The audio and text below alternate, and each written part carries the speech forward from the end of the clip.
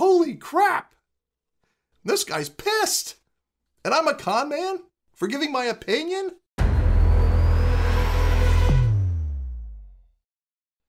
Hello again, everybody. Welcome to Wingman Wisdom, where I try and give you stories from an old man's perspective, stories in hopes to make you think. I'm an avid RVer.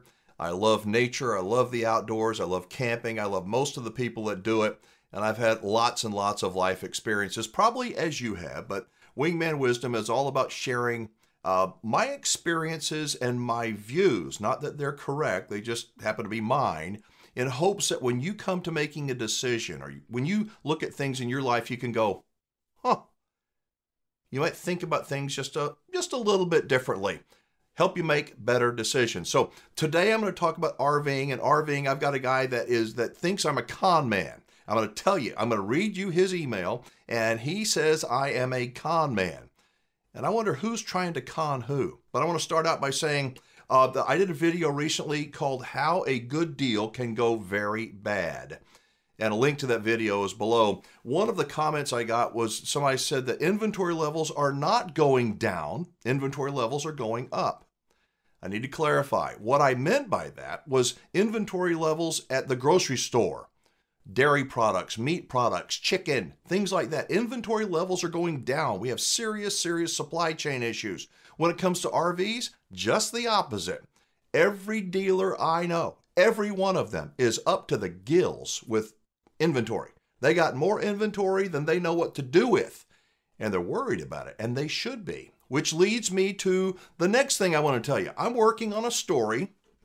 Have you ever heard of, I'm sure you have, J.D. Power? J.D. Power, this is the gold standard in terms of determining what used RVs are worth. And I started thinking about it. How can an RV that is maybe 11 years old, how can an RV that's 11 years old be worth more today than it was when it sold 11 years ago? How can that be? Are these numbers right that J.D. Power and all the RV dealers out there seem to be using to determine value and charge you? Or is there something deeper going on? So that's a story I'm working on. I promise you, if my BS detector is right, my detector's been going off because I'm communicating with somebody at J.D. Power, asking, I think, are very reasonable questions. I'm not getting very straight and direct answers. So as a reporter, and I do reporting here, I'm going to report on what I find on J.D. Power, and hopefully you'll be able to take that information and go, I never thought of that. But again, my BS detector is going off big time. So, all right, I'm going to try and not laugh about this, but I did a video recently called Watch This Before Selling Your RV. And it was just to get you to think, like all my videos. Watch this before selling your RV. Most people said thank you. It's not doom and gloom. It depends on personal circumstance. But I got an email from somebody, and his name is Donald Rangel, and I want you to listen to this. He says, your video called Watch This Before Selling Your RV made me laugh. You are such a con man. Buying an RV is the worst decision the wife and I ever made. We bought our first RV during COVID and paid too much, and it will be our last. Going RVing has put the wife and I at each other's throats because of too much stress in the ownership experience. Weirdo campers, high fuel prices, the weather is too hot or cold or dry or windy or wet. It's all too much. I tell people to not buy an RV. Underline, not buy an RV. People like you should start telling the truth. We now owe more than it's worth and can hopefully find another sucker to take it. Good riddance. We are finished. Donald Rangel. Holy crap! This guy's pissed! And I'm a con man for giving my opinion? A link to that video, again, it's called Watch This Before Selling Your RV. A link to that video is below.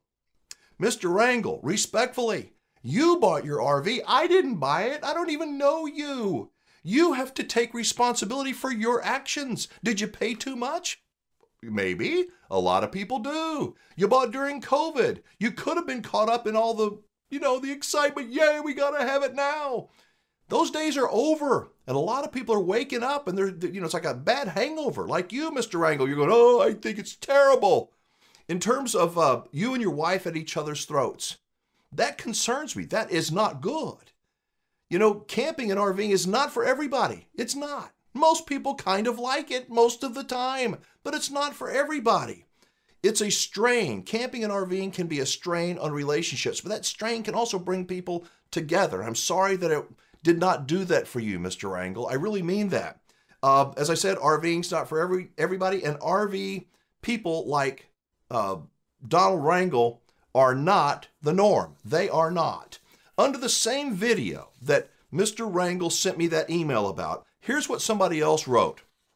You can watch this on YouTube. You can look at it yourself. It's by, the name that they go by on YouTube is Homie G. Biatch. Homie or Gabiatch. When my kids were little, a neighbor came over and told me, everyone on the creek has owned this old pop-up camper when their kids were little. Now it's your turn. I gave him $500 for a 30-year-old Coleman pop-up. Spent another $200 getting new screens sewn in, hooked it up to my old F-150, and away we went to a state park about an hour from home. Get this. It says we arrived on Sunday evening. It rained every day that week.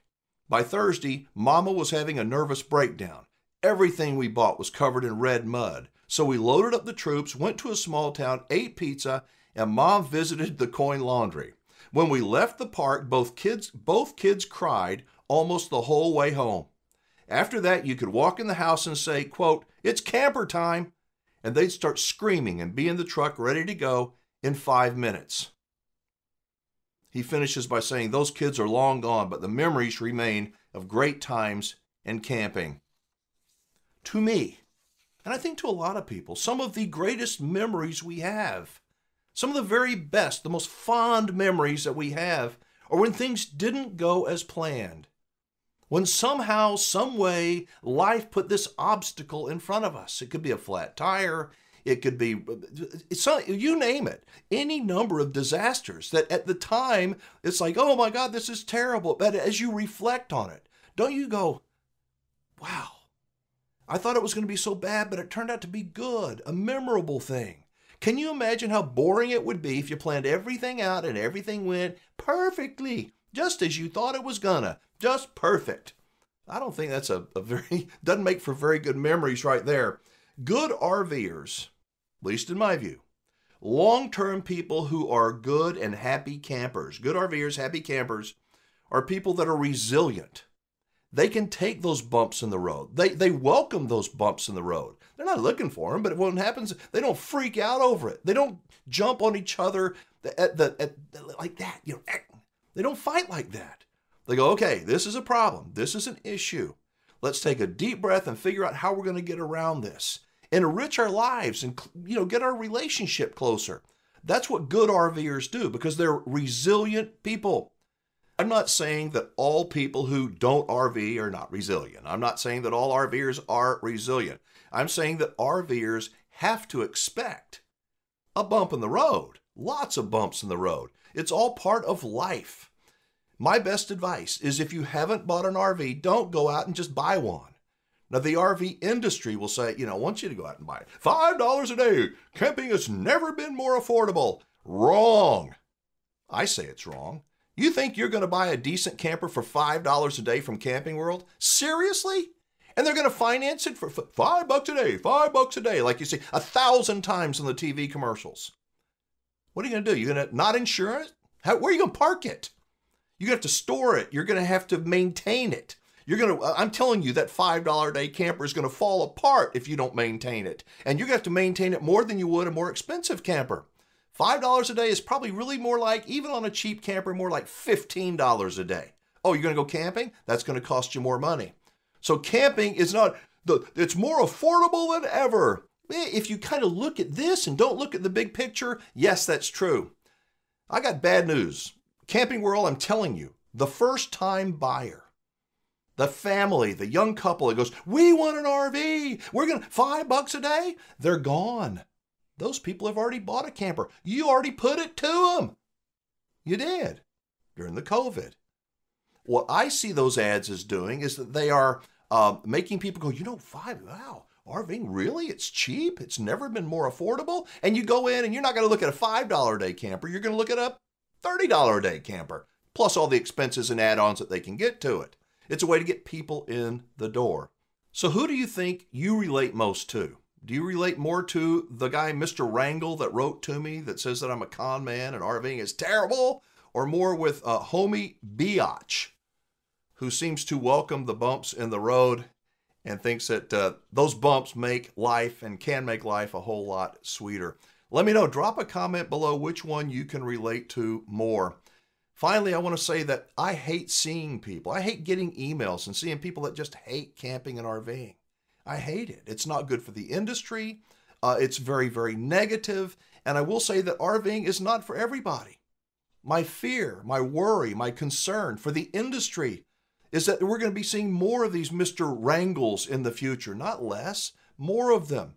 And it's just not good. It's not good for the future of our industry. It's not good for their kids. Their kids won't ever know the joy of what camping and RVing can be all about because they just hate it. And I don't like that.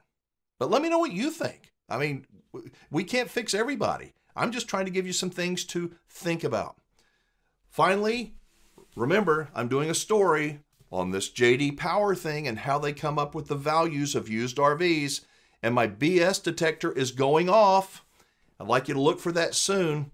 I've got some communication going, some correspondence. I have made contact with somebody at J.D. Power, and I'm asking what I think are very respectful questions, at least worthy of getting some kind of a decent, specific answer. But the answers I seem to be getting are not as direct as I need them to be. So I'll share that video with you, well, as soon as I produce it. But thanks so much. If you like the channel, give it a thumbs up. Subscribe if you would. Share this on social media and let me know who you think you relate more to. Homie Biatch or Mr. Wrangle. Drop a comment down below. I'm Alan Warren, the RV Wingman. Be safe, have fun, play nice, and don't leave your good manners at home. I'll see you next time.